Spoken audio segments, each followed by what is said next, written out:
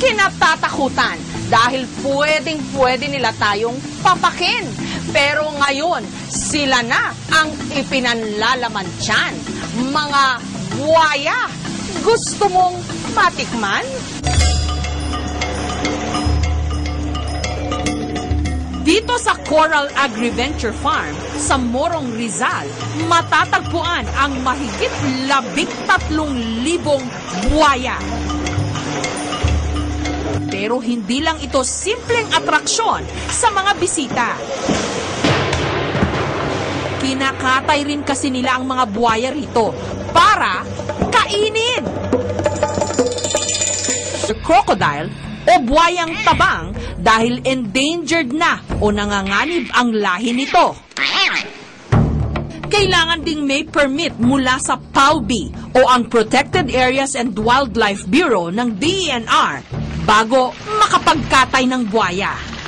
Unang-una, hindi kami nag-aalaw ng paghuli sa wild ng buwaya para katayin.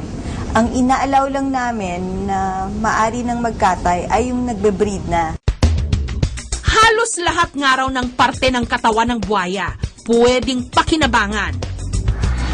Ang balat, ginagawang bag, sinturon o sapatos. Ang bungo, pandekorasyon. Pati nga ang ngipin, pwedeng gawing borloloy. Ang laman, kinakain ng tao, ginagawang iba't ibang putahe.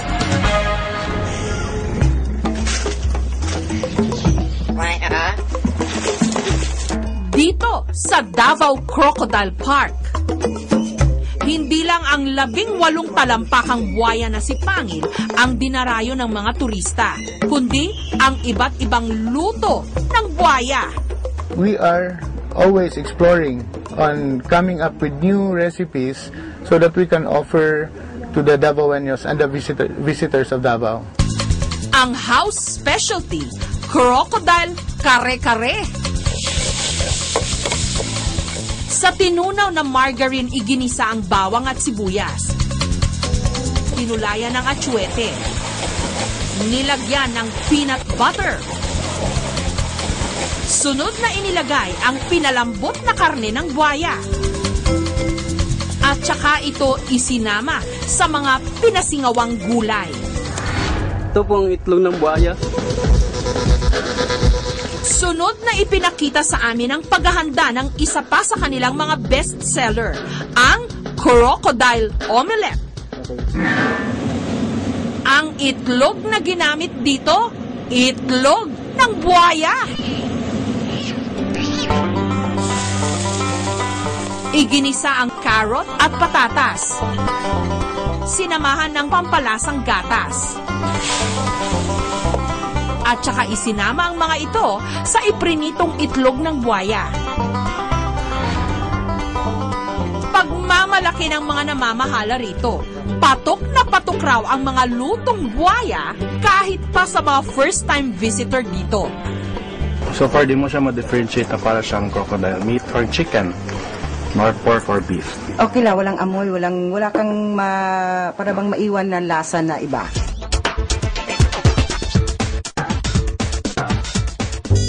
Susunod, masisisi nyo ba ang ilan sa ating mga kababayan kung sila rin nadiskubre na ang sarap nito, lalo pa kung ginawa itong sausage?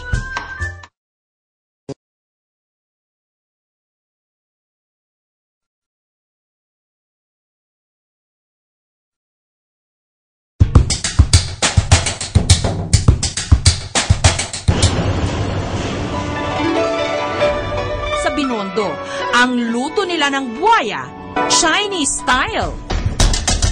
We want to serve new products and new recipes like this para naman may ibang may offer sa customer. Crocodile in sweet and sour sauce. At sizzling croco. Iginisa ang karne ng buwaya. At saka sinahugan ng sili, sibuyas at pinya. Hinaluan ng wine na siya raw magpapaangat sa lasa ng crocodile in sweet and sour sauce.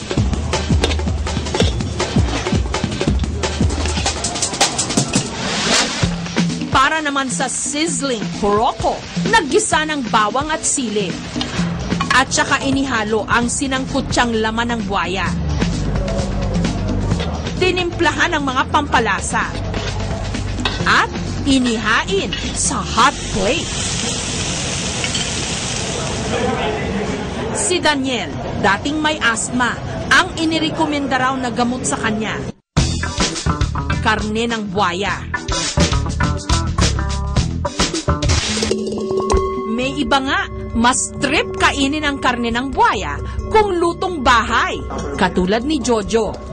Actually ako, hindi man ako kumakain ng crocodile before eh. So na-try kong kumain, masarap talaga siya. Ibang klase siya compared dun sa chicken tsaka pork, mas iba yung lasa niya. Ang kanyang specialty, Croco Express, crocodile version ng Bicol Express.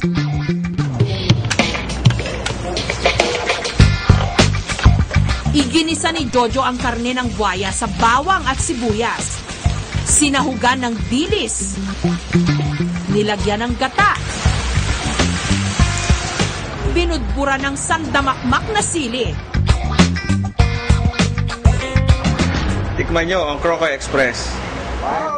Ang Croco Express ni Jojo, perfect daw na pulutan. Compared to ordinary meats na kinoconsume ng human, ang crocodile meat is low in fat, so better siya kasi nakakatulong siya para maiwasan tumaas yung kanyang cholesterol. At nakakaiwas din para hindi magkaroon ng hypertension. Bago kayo mandire at mangilabot, ang karne ng buwaya hindi lang dito sa Pilipinas kinakain. Ordinaryong pagkain nga ito sa Australia. Sa Thailand naman, ang karne ng buwaya ginagawa pang delata. Kaya masisisi nyo ba ang ilan sa ating mga kababayan kung sila rin nadiskubre na ang sarap nito? Lalo pa kung ginawa itong sausage.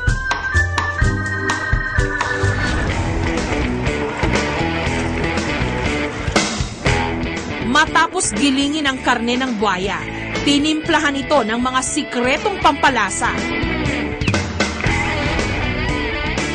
Pagkatapos, pwede nang ilagay sa sausage casing na gawa sa bituka ng baboy. Tatalian at saka iniluto sa turbo broiler.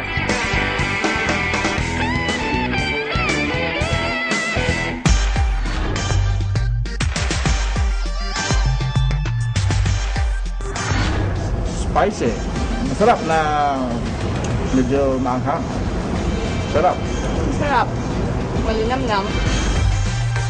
Sa susunod na taon, pinaplano na ni Philip na ilabas sa merkado ang kanilang crocodile sausage.